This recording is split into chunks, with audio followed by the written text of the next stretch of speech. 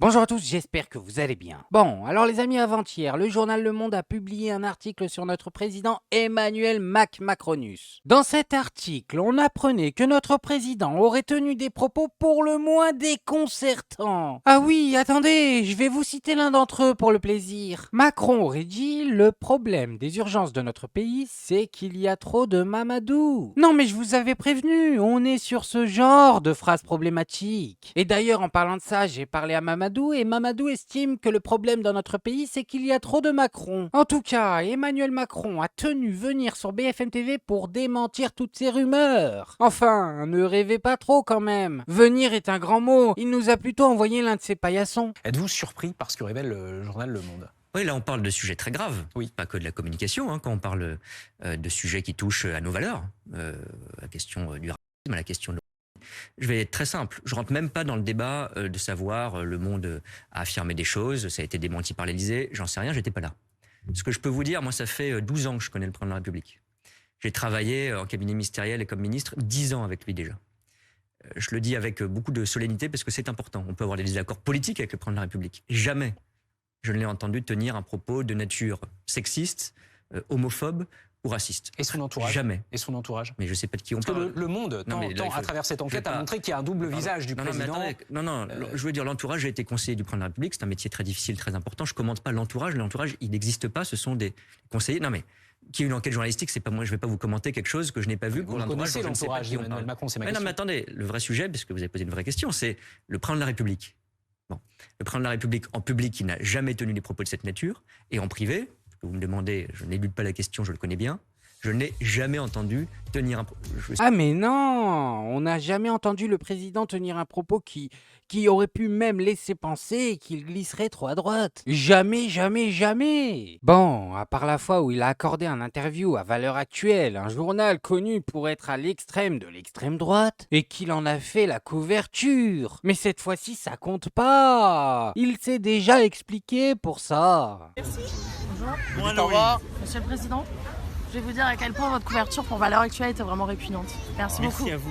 Mais de rien, ça me fait un grand plaisir. Il faut parler à tout le monde. Il faut parler à tout le monde, surtout Voilà. à des gens qui propagent des fake news et qui participent à un climat d'islamophobie. Et malheureusement, il y en a partout. Merci beaucoup. Voilà, c'est parce qu'il fallait parler à tout le monde. Non mais c'est excusé, c'est excusé. D'ailleurs, on ne va pas faire les hypocrites, ce n'est pas le premier président à utiliser cet argument. Et non, je crois que Pétain nous a fait à peu près la même. Bon, mais si on met de côté cette petite sortie de route, Macron n'a jamais rien dit d'autre. À part la fameuse anecdote du quoi ça. Il y a des tapouilles, il est quoi ça.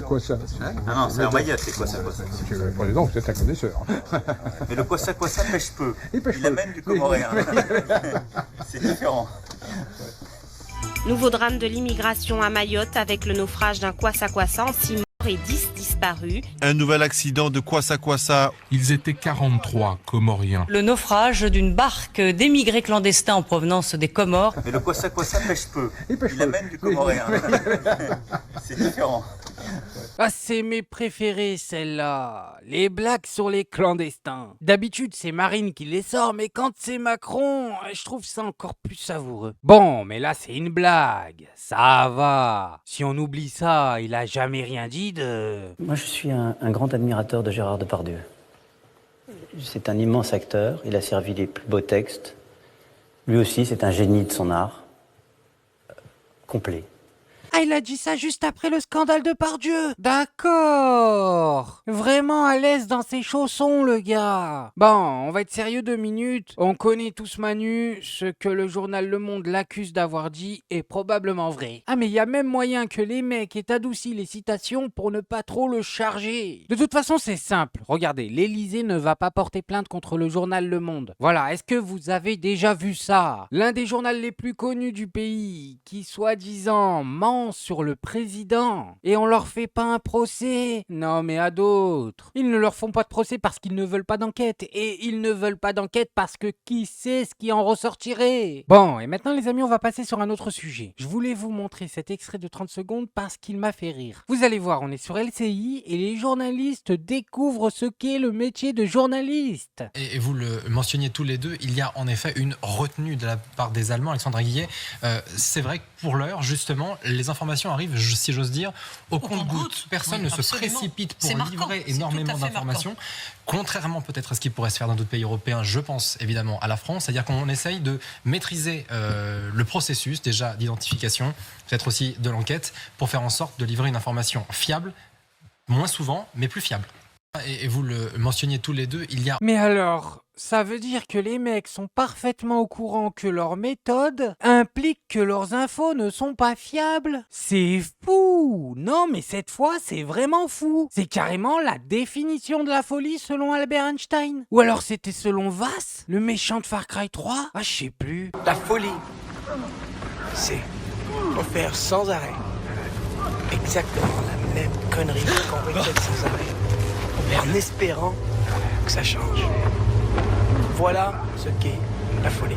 Bon, et maintenant, mesdames et messieurs, on passe à l'info dindon. Eh oui, vous l'aimez celle-là, l'info où on vous prend pour des dindons. Bon, alors aujourd'hui, dans l'info dindon, on apprend que les sous-marins français les plus performants du pays sont capables de détruire un bateau. Ah mais vous le saviez tous, mais ne rigolez pas. Comme disait Coluche, c'est vous qui payez. Ce sont des images impressionnantes, même déconcertantes. Regardez, un sous-marin nucléaire français qui torpille et coule ce bateau, l'un de ses propres navires. Ça s'est passé il y a moins d'une semaine, le samedi 14 décembre. Un sous-marin nucléaire d'attaque a tiré une torpille lourde F-21 sur l'air, l'un de ses anciens patrouilleurs, c'est le nom du bateau, plus précisément sur la coque de l'ancien navire Premier Maître qui a sombré. Alors sachez que tout ceci était prévu dans le cadre d'un entraînement en conditions réelles. L'exercice grandeur nature a été mené par la Marine nationale avec une munition de combat et non d'essai dans le but justement de tester les capacités de la torpille F-21, une torpille nouvelle génération. Alors on a tiré sur un bateau pour prouver que notre armement à la pointe de la technologie est capable de détruire un bateau? Mais arrêtez, dites-le que vous avez tiré sans faire exprès. Genre vous allez me faire croire qu'il y a une seule personne au monde qui doutait que nos sous-marins soient capables de faire ça? Je sais pas ce qu'on vient de voir, mais c'est tout sauf un tir d'entraînement. Alors oui, le bateau était vide, oui, il y a un drone qui est en train de le filmer, mais moi je veux pas croire que j'habite dans un pays où les hautes fonctions valident une opération comme celle-là. Je préfère 100 fois que ce soit une erreur, plutôt qu'on me dise qu'on gaspille l'argent et les ressources de notre pays pour faire ça. Encore avec le sous-marin, ils auraient fait tomber un avion. Ok, je veux bien, c'est impressionnant. Mais là, c'est un bateau que vous avez fait couler. Ça fait des siècles que ça n'intéresse plus personne. Sérieusement, qu'est-ce que vous croyez? Que les Russes, ils vont se dire, oh là là, attention les Français là. Non mais attention, il faut qu'on fasse gaffe. Les gars sont capables de couler des bateaux. Si on était dans le monde de One Piece, encore, je veux bien. Mais là, on est dans le monde réel, les copains. Bon, et maintenant, les amis, on passe à cet extrait incroyable. Ah, on a l'habitude ici. Avec ces news, c'est un jour, un extrait incroyable. On est sur une sortie de route d'un chroniqueur et un Pascal Pro en sueur. Le 3-deck, qui est une affaire de balai rose, à la fin des années 50, où on a quasiment criminalisé les jeunes femmes qui avaient 13, 14, 15 ans, en expliquant que c'était elles qui étaient responsables du viol qu'elles avaient subi. Sauf que, pardon, c'était autre chose. Elles étaient consentantes déjà pour commencer, ça n'a rien à voir. Elles étaient consentantes à 13 ans, s'il vous plaît. Non, je ne dis pas que c'était normal. Je suis pas. Mais elles n'étaient pas consentantes surtout. Pardon, mais je me souviens j'ai lu le livre de Benoît Dior. Mais tu n'es pas consentante à 13 ans, précisément. C'était organisé. C'est la question. C'est juste, t'es au cœur d'une question. À 13 ans, t'es pas consentant. Bien sûr que oui. Mais ce que je veux dire, c'est que là, en l'occurrence, c'est un Gisèle Pellico. À l'époque, c'était des parties fines, en fait. Ah, c'était des parties fines. Ah d'accord, ok. T'as lu le livre et 13 ans, c'est bon, c'est ok d'après le livre. Non mais c'est bon les gars, on peut rien faire, on ne peut rien dire. Il l'a lu dans le livre. Non mais sérieusement, qu'est-ce que c'est que ça? Je vous le dis, on a atteint un point où ce n'est pas l'Arcom qu'il faut prévenir. C'est la gendarmerie. Mais oui, allez checker les livres sur sa table de chevet, s'il vous plaît. Bon, et maintenant les amis, pour terminer, on va parler du vrai problème du pays. Ah mais il le faut les amis, il faut qu'on regarde les choses en face. Tout le reste n'est que distraction. Monsieur le directeur général de Lactalis, demain, le camion citerne ne passera plus pour 300 éleveurs et éleveuses que vous laissez sur le carreau. Pourtant, ces éleveurs ont tout fait pour s'adapter à vous. Ils se sont endettés pour adapter leurs outils de production et leur taille à vos exigences. Ils ont supporté pendant des années le prix du lait ridicule que vous leur payez. Ils ont supporté même votre refus d'augmenter ce prix pour qu'il couvre au moins les frais de production. Et malgré tout ça, demain, le camion-citerne ne passera plus. Vous faites en effet le choix de réduire votre collecte de lait en France de 450 millions de litres d'ici fin 2025. C'est 9% de votre collecte totale. Alors est-ce que Lactalis est au bord de la faillite et doit donc choisir entre soutenir l'élevage français et se séparer d'une partie de sa production? Non, même loin de là. Lactalis, c'est le numéro 1 mondial des produits laitiers, vous l'avez rappelé, avec des marques que nous connaissons bien comme Président, Lactel, Galbani. Lactalis, c'est près de 30 milliards d'euros de chiffre d'affaires, mais Lactalis, c'est aussi le numéro 1 du lait au Brésil, avec 4000 producteurs et 5 usines en ces temps de négociation du mortifère traité de libre-échange avec le Mercosur. Lactalis, c'est encore des millions d'euros d'aides publiques qui ne font l'objet d'aucun contrôle ni d'aucune demande de contrepartie de la part de l'État. Lactalis, c'est enfin 300 millions d'euros mis de côté récemment pour anticiper votre contentieux fiscal.